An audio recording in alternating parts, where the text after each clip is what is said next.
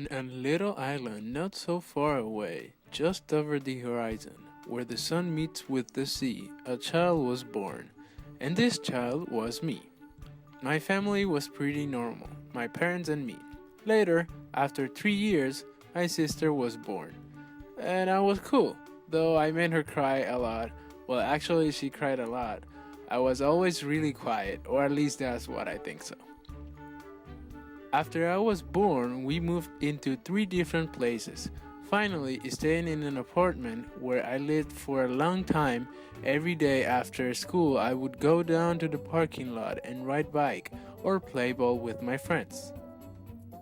Just till my parents come back home, but I would tell my mom I wanted to stay playing with my friends, and she said to me, "Fine. I thought it would be later when you grow up that you would want to be with your friends instead of me." After that, I told her I would never forget her, and I have not forgotten that day since. During weekends, we would go to visit my mom's family, and, from time to time, to my dad's. In other occasions, I went to a baseball league with my big brother from my dad's side.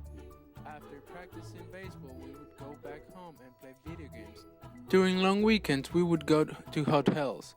Occasionally, we met our little sister from my dad's side. She would visit us sometimes, though not that often. This kept going until my mom's family moved to Boston, United States. So instead of every weekend, we would go to visit them every summer vacation and Christmas sometimes. It was awesome. My big cousin showed me all his cool video games, his consoles, and he was the one who hooked me up with games. So, thank you, Mobman. Now, all of this was awesome, right? You had a normal family, visit relatives, and that sort of thing. But it changed. When my parents divorced, I was about to start high school at that time.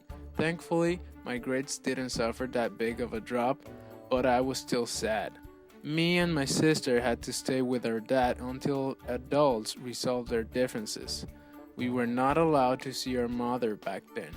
Thankfully, after God knows how long, we were allowed to visit our mother during weekend, which was amazing. Not that our father treated us bad or anything, but he wasn't around much because he had to work. Well, that time, since he didn't have that much time with us, my big sister from my dad's side stayed with us for a while, and it was really fun, though I really missed my mom.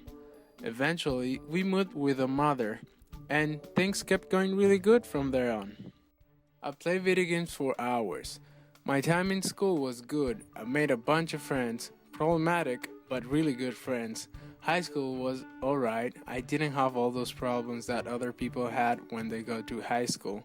At the beginning of high school, my grades were not that great, but were not that bad. And my mom would get mad at me. I told her that I'm an average student, and she told me, "No, you can be good. You can be the best. You need to manage your time. There is time for everything." And I have not forgotten those words since.